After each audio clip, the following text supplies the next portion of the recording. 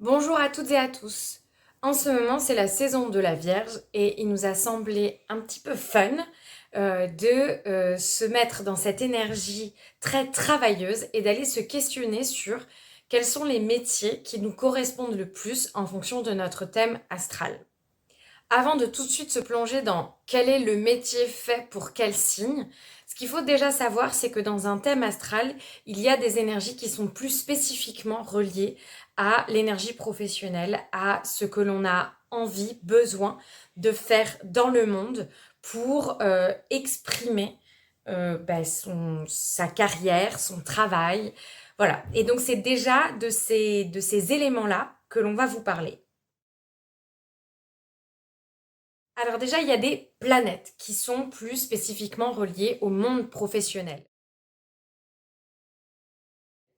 Alors, en premier lieu, il y a le Soleil qui n'est pas forcément relié au secteur professionnel, puisque c'est le Soleil, et le Soleil, c'est notre essence. Mais justement, parce que c'est notre essence, cela nous indique ce qui nous fait vibrer, ce vers quoi on peut être le plus proche de son essence, ce qui va nous permettre de justement exprimer plus pleinement le noyau que l'on a, le noyau lumineux, de le faire rayonner de la façon la plus pleine possible.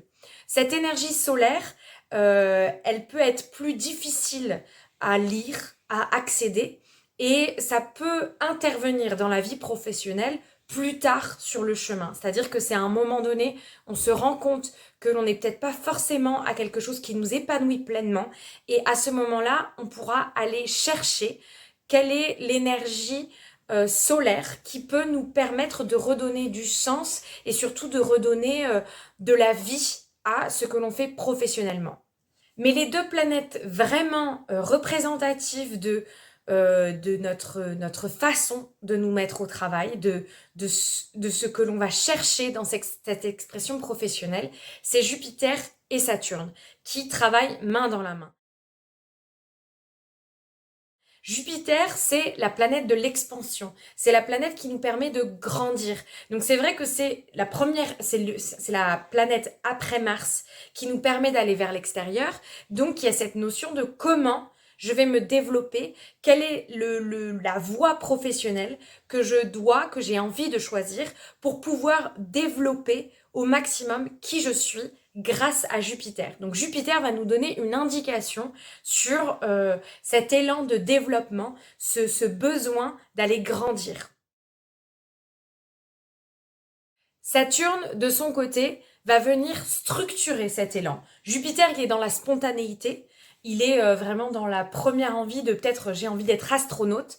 Et Saturne, il va venir structurer tout ça en disant ok, bah pour être astronaute, faut que tu fasses des études, faut que tu t'entretiennes un minimum, que tu sois un peu sportif, faut que tu vérifies que tu n'as aucun problème de santé qui t'empêche d'être astronaute. En tout cas, Saturne, il vient contrôler, structurer tout ça pour le pérenniser, pour faire en sorte que ça puisse tenir dans la durée, que ça puisse être efficace, efficient, que ça puisse nous servir de socle. Donc c'est pour ça que parfois on va avoir un élan jupitérien, mais derrière si on n'a pas Saturne qui est là pour venir indiquer comment on peut structurer ça, eh bien on va avoir du mal à se tenir à une seule carrière. De fait, les relations entre ces planètes dans un thème vont influer la façon de se construire, de se mettre, de se réaliser, de répondre à sa carrière professionnelle. Par exemple, si Jupiter et Saturne sont dans une relation bénéfique, en trigone, dans le même élément, ou en sextile avec des éléments complémentaires, on est dans quelque chose de facilitant, de fluide. Voilà, il y a une forme de j'ai un élan et je le construis derrière, je le structure et ça se passe de façon assez fluide. Par contre, si par exemple on a une posture de carré, d'opposition, là ça va être un petit peu plus complexe parce que il y a des choses à apaiser, à adoucir pour que cette collaboration puisse vraiment fonctionner. La deuxième chose à regarder dans un thème de naissance, ce sont les maisons. C'est elles qui vont être le plus concrètes sur nos ambitions, notre façon de travailler. La première maison à regarder, c'est la maison 6, qui est la maison de la Vierge, la maison du travail. Donc elle va nous informer plutôt sur notre méthodologie. Comment on se met ou pas au travail, quelle est notre efficacité à cet endroit, quelle est notre motivation aussi par rapport aux enjeux du travail. Par exemple, c'est intéressant d'aller regarder dans quel élément la maison est. Si on est en signe de feu, il y a quelque chose d'extrêmement dynamique, d'extrêmement enthousiaste, mais par contre, il faut faire attention au surmenage, à la suractivité. Quand on est avec une maison 6 en signe de terre, là, on est dans quelque chose de très carré, de très organisé, de très efficient, mais il faut faire attention aux rigidités, à la monotonie et aussi au côté un peu matérialiste relié au travail. Si la maison 6, elle est en signe d'air, on est dans quelque chose de très inspiré. Inspiré, il y a des inspirants et inspirés.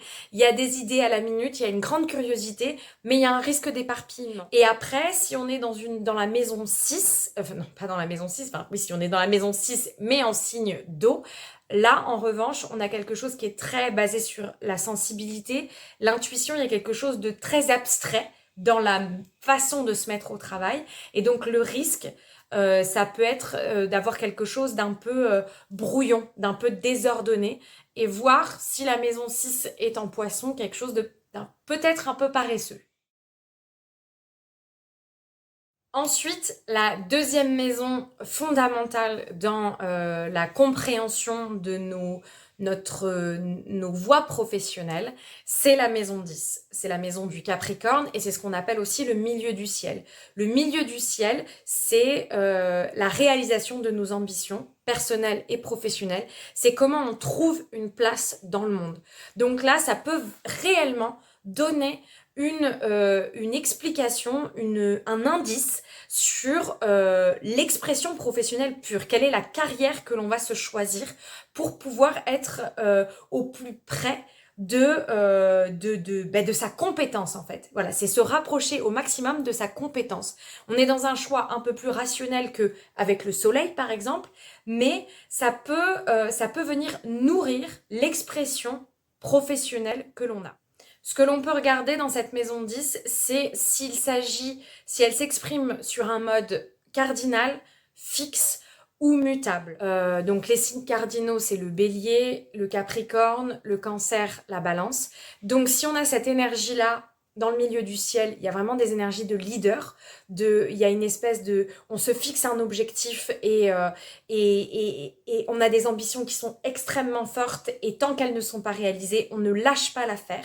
Même pour les balances et les cancers qui peuvent donner l'impression d'être un petit peu plus doux, c'est moins flagrant, mais les ambitions sont extrêmement fortes et c'est être leader ou rien quelque part. En revanche, si on est dans une maison 10 qui s'exprime en signe fixe, donc taureau, lion, scorpion ou verseau, on est dans quelque chose où on va se baser sur le cœur. Qu'est-ce qu'on a fondamentalement envie de faire, et c'est surtout que c'est un peu l'idée fixe quoi, c'est-à-dire qu'on a une carrière, une envie, il y a moins de chances qu'on change de profession, voilà, on sait ce qu'on veut, on va s'y accrocher. Une fois qu'on obtient qu'on met les premiers jalons dans cette carrière-là, il y a quelque chose de très comme un long fleuve tranquille entre guillemets. En tout cas, c'est une envie, une profession et c'est non négociable. C'est pas tout à fait la même chose qu'avec le signe cardinal parce qu'il n'y a pas forcément la nécessité d'être leader, mais c'est cette idée de voilà, ça manque de flexibilité chez les signes fixes. C'est quand on s'engage dans un chemin, c'est pour toute la vie. Voilà. Et enfin, il y a les signes mutables qui, si ils sont dans la maison 10, donc les Gémeaux, la Vierge, le Sagittaire, les Poissons, on est dans quelque chose à contrario qui est beaucoup plus dispersé, où il y a besoin de mouvement, il y a besoin de changement, de direction, de carrière, il y a une grande curiosité, il y a quelque chose où on peut avoir plusieurs métiers pour pendant plusieurs vies, que ce soit au sein d'une même entreprise ou alors à carrément changer du tout au tout à chaque fois. Et enfin, la dernière maison qui peut être intéressante de regarder, c'est la maison 12. Alors c'est un peu surprenant, mais la maison 12, qui est la maison des poissons, c'est quand même, ça donne un sens sur la nécessité ou non de s'engager pour le collectif, pour une énergie plus grande. Donc ça peut être intéressant d'aller la regarder pour voir à quel endroit se situe notre engagement. Et dans cette maison 12, on peut regarder plus de quelle polarité il s'agit. Si on est sur un signe féminin et donc plutôt réceptif, ou si on est sur un signe masculin et donc plus actif. Voilà, en signe féminin, l'engagement il se fera dans l'ombre. Il y a quelque chose qui se joue dans l'invisible c'est une démarche peut-être un petit peu plus altruiste que là où en signe masculin il y a le besoin impérieux d'être vu entre guillemets pour cet engagement. L'engagement est très très actif, très visible et il y a quelque chose qui tourne, qui vient servir l'ego.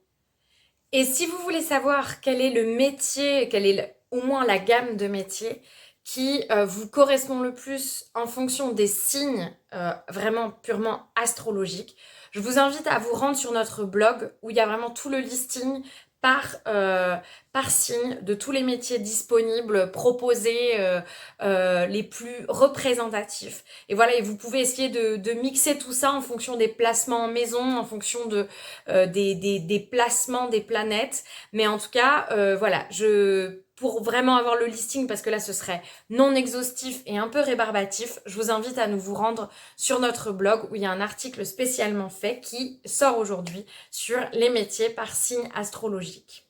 Merci beaucoup pour votre écoute.